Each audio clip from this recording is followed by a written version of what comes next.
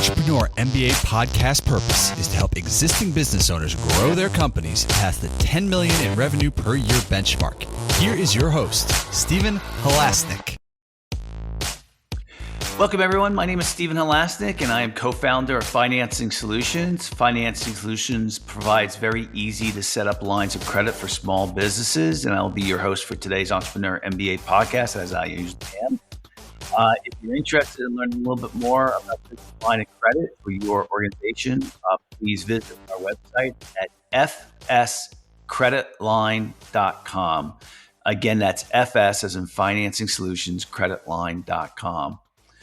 So over the last 25 years, I have built 6 companies in the $5 million to $25 million range, including 2 companies that have made the Inc. 500 fastest growing companies in the United States.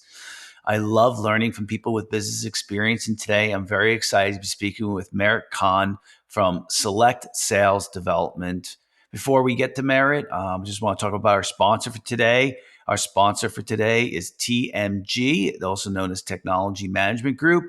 They, for the last 30 years, have been doing cybersecurity, and they have a variety of not only products, but consulting services. So if you do have an issue with cybersecurity, or you're looking to maybe make some improvements to your plan, please visit them at cyberctrl.net.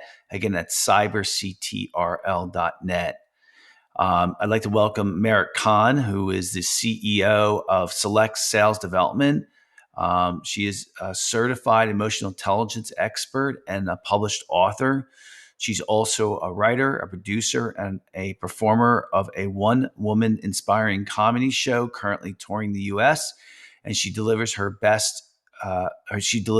unique keynote performances for corporate events and association conferences that combine relevant business content wrapped up in a comedy show experience. And what a great way to learn.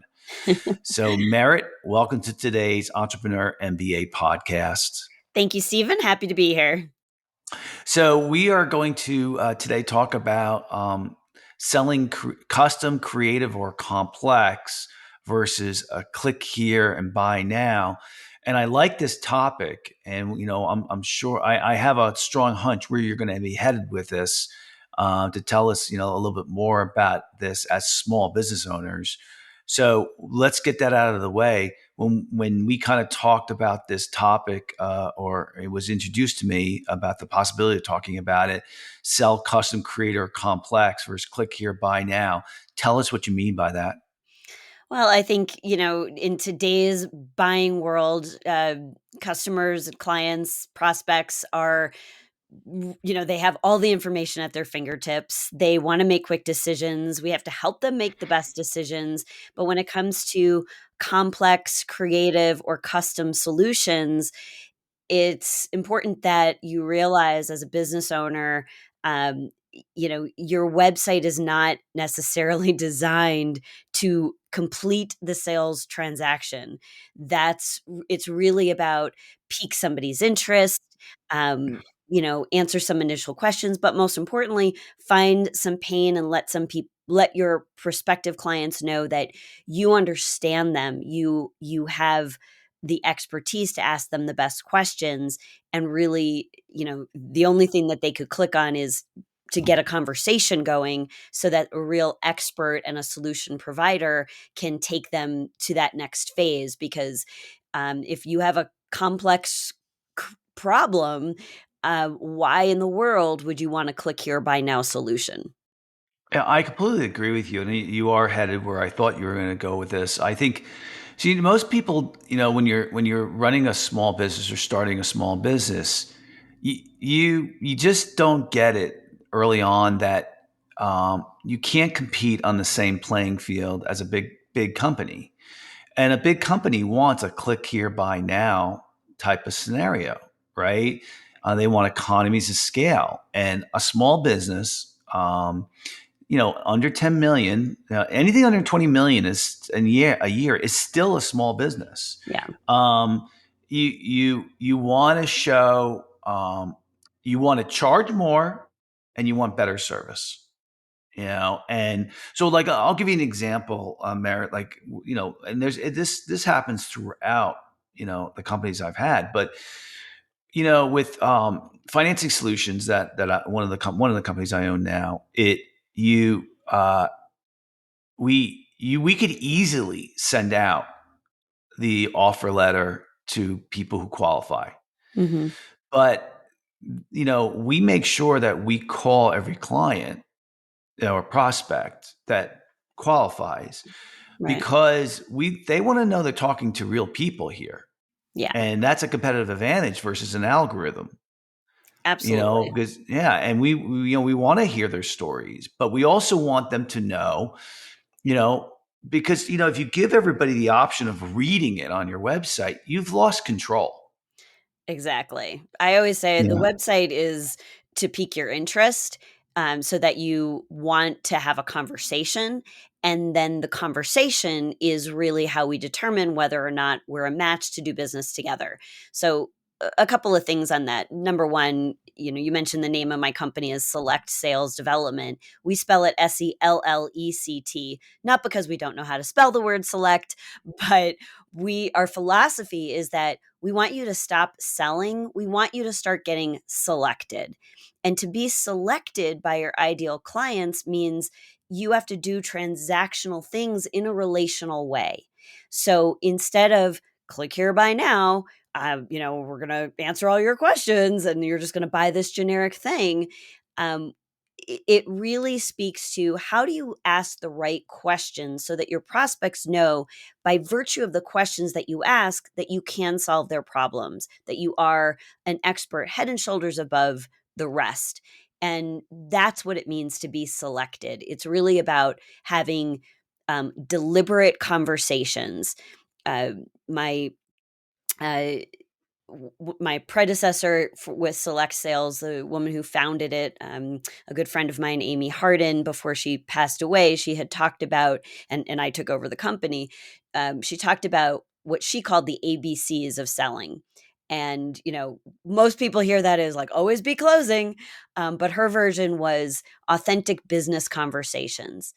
And I think now more than ever, that's what people are craving. That's the successful small business and entrepreneurs that I have worked with over the course of my 20 plus year careers have really understood that when you have authentic business conversations, you are on a completely different playing field than your competition. And with competition being more fierce than ever before, and customers having all kinds of access to information at their fingertips in their back pocket, you have to set yourself apart in other ways. And the best way to do that is to ask the best questions that really get people thinking differently about their challenges. I mean, there's a lot to be said what you're talking about too. Like I think, like hopefully at some point, our listeners are getting to the point where they're working on the business and they're not the ones selling or asking questions. So in that case, I know like with two of my other companies I had, I was quite often listening in on the calls that my salespeople were doing when they were, okay, and we had a script and they knew what questions to ask.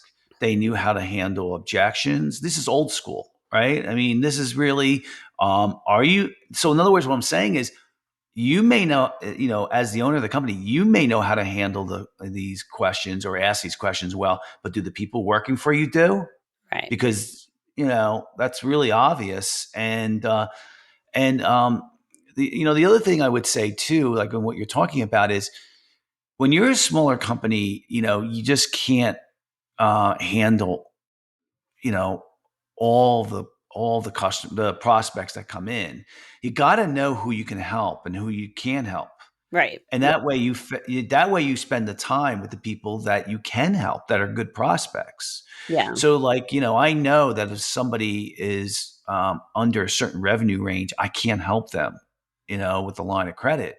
So, and we do get back to them via, electronically through email to let them know why we can't help them. But that leads us to spend time with people that we can.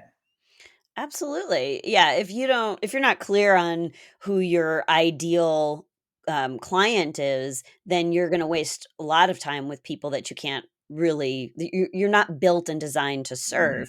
That leaves them frustrated. It leaves your team frustrated, and it makes it harder to grow in the long term because people will refer you to people who are kind of like them. So if you're doing business with people who are not your ideal customers, guess who they're going to refer you to? More people who are not your ideal customers. And so it just becomes a never ending cycle. And I think, you talked in your introduction and, about that, helping companies go to that next big plateau and that 10 million in revenue and beyond. And, that's where you're making decisions about the people that you're bringing into your organization. You're organizing things a little bit differently. You're less maybe hands on. You're more bigger picture, right? There's all these things that changes. Like generally, an entrepreneur starts a business because they're very good at what they do.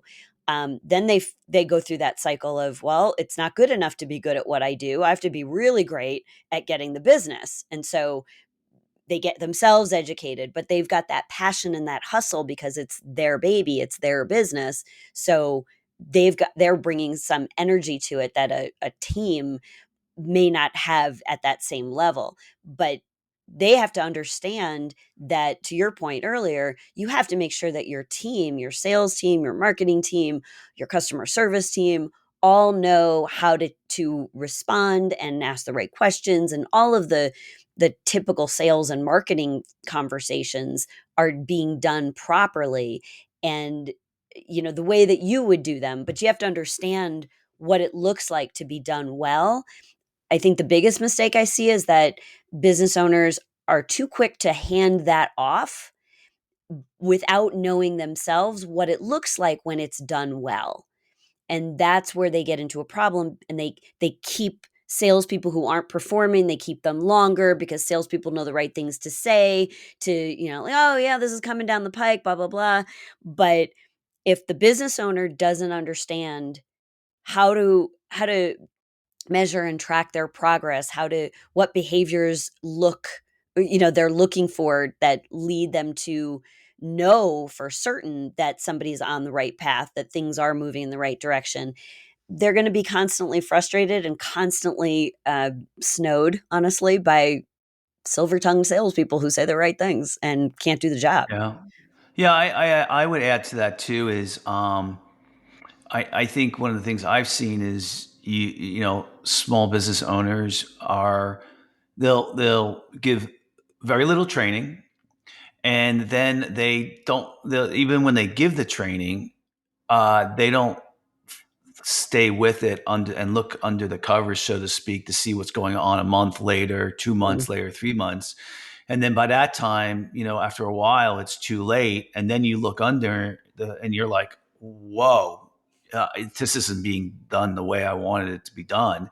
Right. So, the exciting part about a business, most people who started their business, the exciting part is in the beginning when you're coming up with the idea and you are early on in the phase. But the real nut and bolts of building a company is in execution.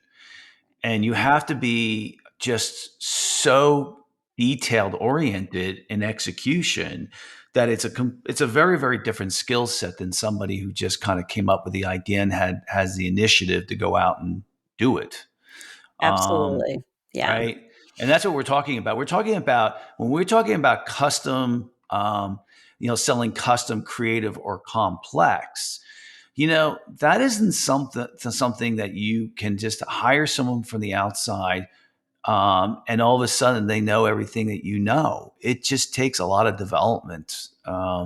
It does take And development. I think the thing that makes it easier, so for example, I've worked with a lot of engineering, manufacturing, distribution companies. I don't have an engineering bone in my body. Like, I didn't take an engineering class, Mhm. but I have one of my long term clients makes bearings and shafting. Never heard of it. Didn't, like, not in my world. Like, didn't know anything about it. But it was I just needed to learn enough about their business, how their process works, to be able to bring to them, here's some very systematic things you can do to elevate your sales conversations, to systematize the process, to make sure that sales and operations and customer service and ordering are all working together, right? So we made a lot of changes to their CRM system, their onboarding structures.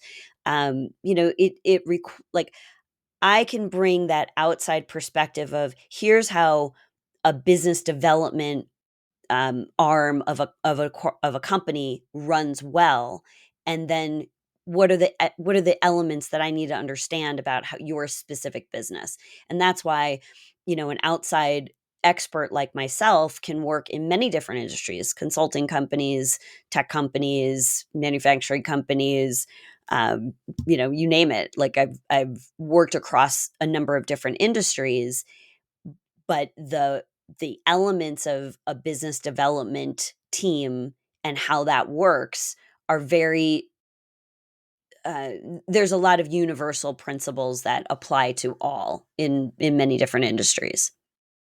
Yeah, and I think, well, again, I think you really have to pull apart the execution of it. And listen, if you can, yeah, I know this is kind of contrary. If there's some parts that you can automate to make it, make your salesperson more effective, then that's really good. Because I mean, Oh I yeah. learned early. Yeah, I mean, I learned early on. That you just never want to be so tied to the success of your salesperson or salespeople, because if they leave or if you have to fire them, it's a problem sometimes. So let me ask you this other question, and that is, when you mentioned the bearings company and some of the other things, when people are coming to you, what are they typically coming to you to do? Well, generally the frustrations are from leadership, either the president, owner, sales director, and usually what they say is, sales should be easier than it is. Our business development, like it's taking too long. We're getting too many objections. We're getting beat up for lower pricing constantly. Um, so it's usually some flavor of that. um Sometimes, and because that is all very similar, it's all very surface, so it's really up to me to ask them the questions to dive a little bit deeper, because when somebody says sales cycles are getting longer, and and there's too much competition and they're being beat up for lower pricing, there's a number of reasons why that's happening. And so my job is to first figure out, is this a is this an onboarding problem? Do you are you hiring people? Do you have some gaps in your hiring, so that you're bringing into your organization at the very beginning people who don't have a strong money mindset, people who aren't wired to ask the tough questions to get past that initial your price is too high objection. And so it could be an onboarding thing. It could be that people just haven't had any training. It could be the compensation plan is rewarding the wrong elements, and so you're reinforcing behaviors that are not conducive to the ultimate objectives that you have, right? It could be that. It could be that the director or manager is not doesn't really have a finger on the pulse, because their reporting structures aren't where they need to be, and so they're not getting information in a timely manner to find out. There's so many different reasons. And I think that's, if I had a beef with my industry from a training perspective, there's a lot of companies, and I used to work with one early in my career, that just kind of treated all sales issues, all business growth issues, as the same. you know our system will solve whatever problem you have, just don't get creative, just do our system. And that, I think, is a big mistake. As a coach, trainer, consultant, you really have to help your client understand what the real root of the issue is, so that when you layer that training on top, you're addressing the right elements. And sometimes it's a multi-phased process. I don't, yeah. Does that answer your question? Yeah, of course. Yeah. So people are coming to you because they have a sales related problem. Their sales aren't going up, or they're going through too many salespeople, or like you said, the sales cycles do going too long. Um, uh, is it? Let me ask you a question. What percentage of the time have you found that it's really the owner's fault and not the people that he's hired's fault? That's a great question. I can think of one particular scenario where um, it wasn't the owner's fault, but it was a family run business, and the owner's son was in charge of sales and should not have been. And so I had the difficult conversation with the owner to say, your son is in the wrong position. Um, really doesn't like people. Sales is a very much a people, part of the business, but he's really great at the technology side. He loves tinkering with the CRM and, all of these things. Give him that, make that his baby, and put the sale, give this other guy that you have on your team who's very loyal to your company and has shown all the right, you know, um, qualifications for being a sales leader, move things around a little bit. And I think you're going to find things are going to work a lot smoother. Uh, I can only point out things, and then it's up to the people in charge to make the changes that they see fit. Um, but I would say generally, it's not the owner that's the problem. It's that nobody has brought a straightforward conversation to the owner to really open their eyes about some of the blind spots that they may have, because owners are oftentimes surrounded by a bunch of yes people who, you know, just feel like if they're, uh, just going along, then that's a good thing. And I tell my business owners very early in our relationship, before we even actually start engagements, that, there are going to be times when I might have to tell you something you don't want to hear. How do you want me to handle that? Mhm. And 10 out of 10 times when I say that, they say, I don't want you to candy coat anything. If you see something that I need to see, I want you to bring that to my attention immediately. And that's one of the ways I know I'm working with the right client, because if somebody says, I don't want to hear about it, then, why are you hiring me? Like, it's not going to work. Yeah, I mean, I'll go back to what I originally said, and that is, you know, it's all about execution. So, like, I know a lot of business owners, thousands, and what I see is they you can't just hire someone and just say, okay, go do the job. The first thing you need to do is, and I'm not going to belabor this, but do you have a position results document that shows them exactly what they're going to be doing and how they're measured? Right. You know, are you hiring the right type of people based on your culture? Do you know your culture? Do you know, the objective? Do you know what the salesperson is going to be doing or should be doing on a day to day basis, and how and what and is the expectation doable? Has somebody else done it before? Yeah. Right. Yeah. Then there is the training. Do you provide great training? Is it ongoing training? Do you know what your people are doing, and are they having accountability meetings with you? Right. That goes on. Uh, you know, Next, are they happy? Are you keeping them happy? Are they are I see this often, are what they are expected to make possible? Yeah. A lot of times you want to bring in this ringer, and I see this all the time. I found this great person. He's got 20 years of experiences industry, and then the person Hit the comes ground in, running. yeah, and you don't think they need any help, and you put them out there, and for whatever reason, it doesn't go well. Yeah. and you paying that person a lot of money, right? I see that all of the time. And I used to have a friend who used to say is small companies don't get A-level players. You get B-level players and you coach them up, Yeah. right? And you hopefully don't get a C-level player. If you get a C-level, maybe you can coach them up to a B, okay? Or maybe you have to let them go.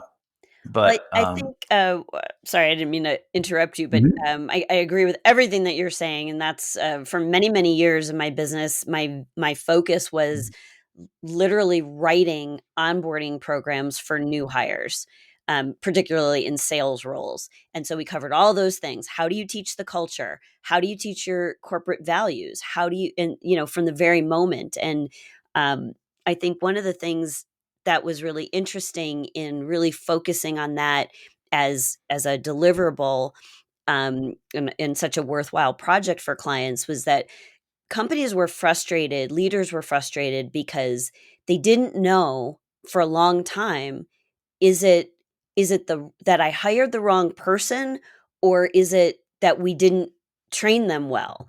And so the only way to answer that question is to build a consistent training program that really addresses all of those questions and concerns, and make sure that you're setting expectations for people and you're arming them with all of the things they need to know, all the systems and tools they need to be able to use, and all the kinds of activities they need to be able to execute in order to be effective in their role without any supervision. And Yeah.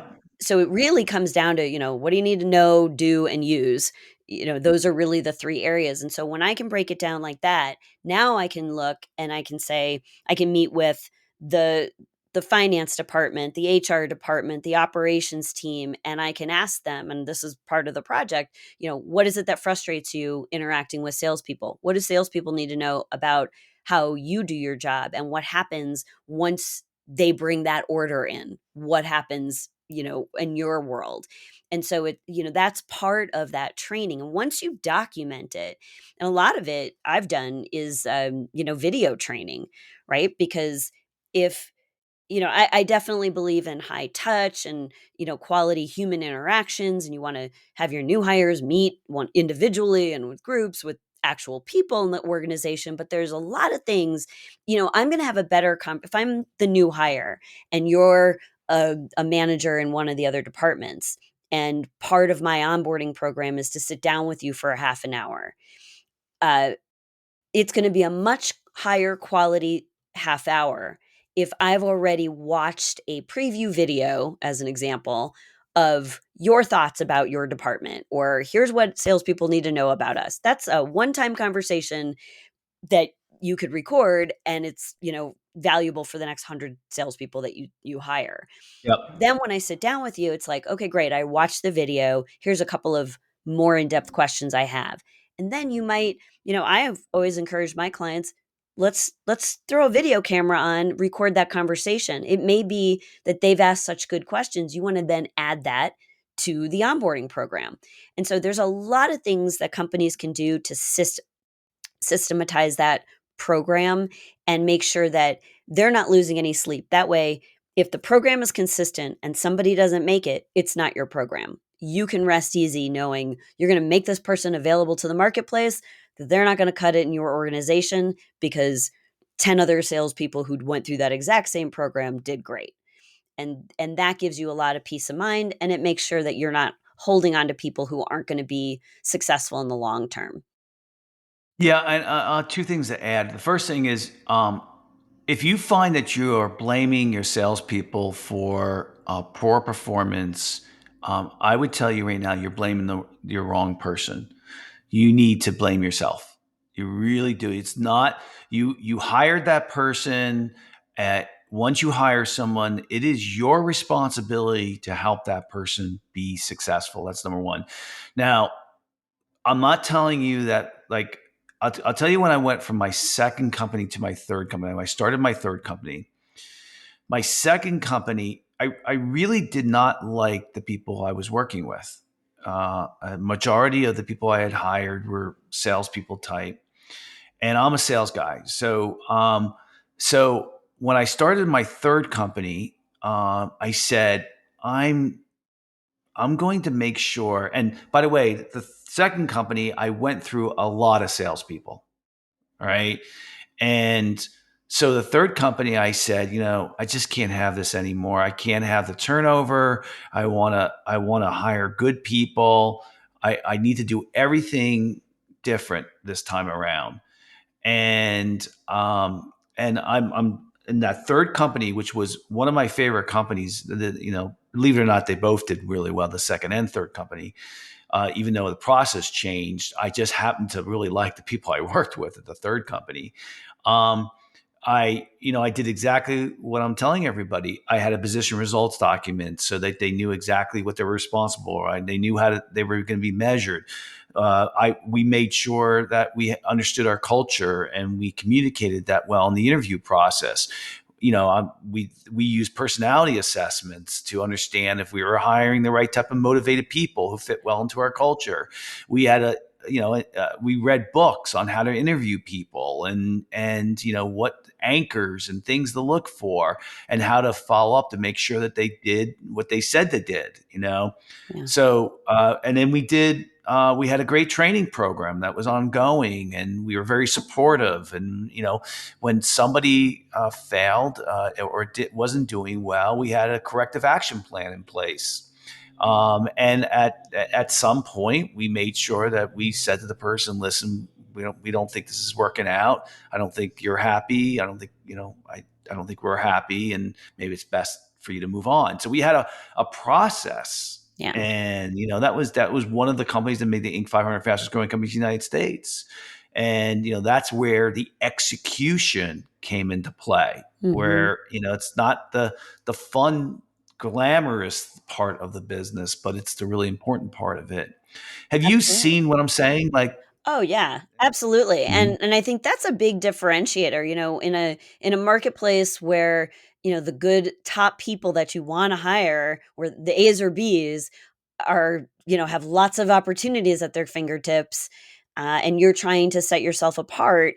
A good training program to set some that really establishes that you know how to set people up for success, that you're really looking for them to succeed, you've put all these processes in place, I think is a great way to differentiate your opportunity from all the others. If I had my way, more candidates would be out there asking companies in an interview, what are you going to do? What do you have in place to make sure that I am successful in your organization? I don't think enough candidates are asking those questions. I Um, think A level players ask those questions, and I think A level players are only going to leave their existing company if they're getting a lot more money. Um, Honestly, I think that A level players, even if a company maybe doesn't treat them that well, at least we're talking salespeople here. If the money's really good, they're going to put up with it and stay. Well, that's a different subject, yeah, really. that we But could do a yeah, whole nother yeah, episode on yeah, that one. yeah. I don't. Um, I don't know. It's but even weird to talk about salespeople anymore because it just seems that. I mean, we were going back. Let's go back to the original topic, and versus click here, buy now. It feels like salespeople. I I don't even know if there is there that many out there anymore. I don't even know. There are, but sales and as a profession has changed a lot. It changed. I mean, back in the 90s when I started in sales roles, it was very much y- you know um, I mean, it's still a people business, right? You're always y- y- a computer is not buying your stuff. It's a person, right? Somebody said we need this thing, and so there's always going to be there's a human element that's never going to go away, but how we interact with people is quite different today than it was back then, right? When I started selling, like, the internet was brand new. That's how old Yeah, I yeah, am. yeah, yeah. No, yeah. I can remember going on sales calls, having to turn off and use the payphone. I mean, it was Yep. like old I school. was there. I'm the same way. And, Yeah. and in a post-pandemic world, you don't even have people working out of a central office. Everybody's kind of, home office or remote or whatever. So the ways of going about building relationships with people have changed. I don't think that sales will change to the level of it's not about relationships anymore. It's always going to be, people doing business with people. And the same Yeah. old, age old thing that we've always heard forever. People do business with people that they like, people do business with people they know, like, and trust. Be one of those people. Like, there's still a lot of truth to all of that. Which again is why we're not in a click here buy now world unless you've got Yeah. something that is truly a commodity. I can buy, mugs and pens, click here buy now, but I'm more likely to pay a little bit more to work with the person who's part of a promotional products company who knows exactly what I need and exactly why this pen is not going to, have the image that I want or whatever. Like, there's a reason for that relationship, and I'm going to trust that person, and that person's going to save me time. So I just feel like sales will always be a relationship business. How we are relating with each other through technology, like, um, even in my email signatures, right? There's always going to be, click to schedule a call with Merit.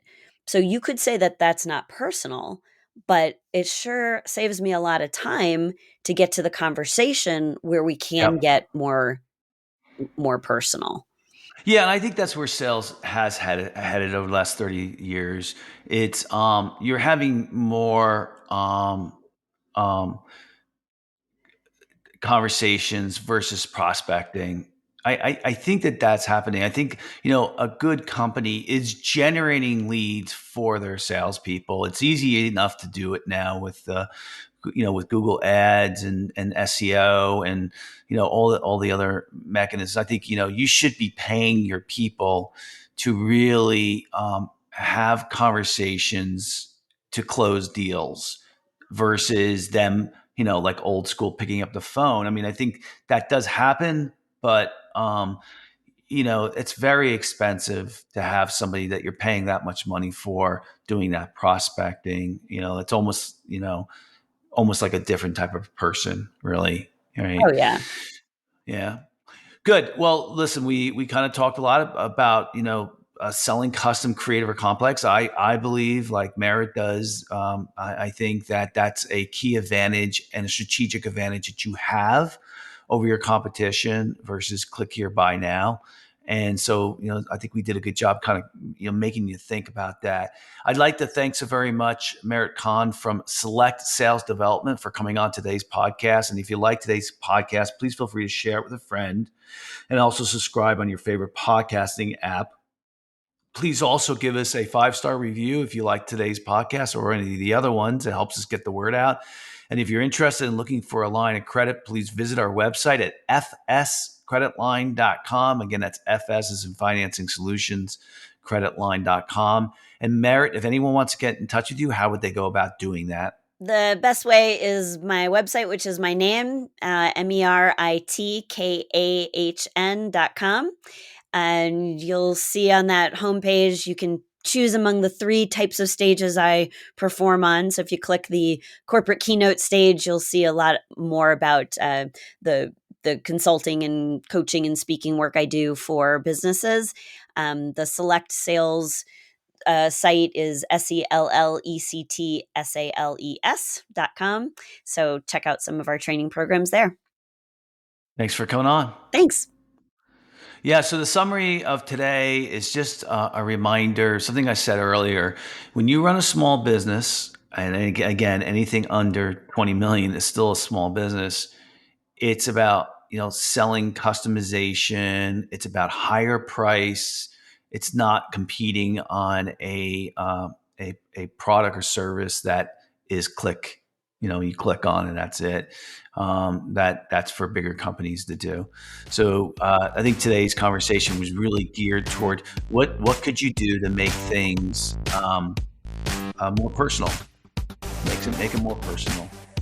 All right, everybody, have a fantastic day.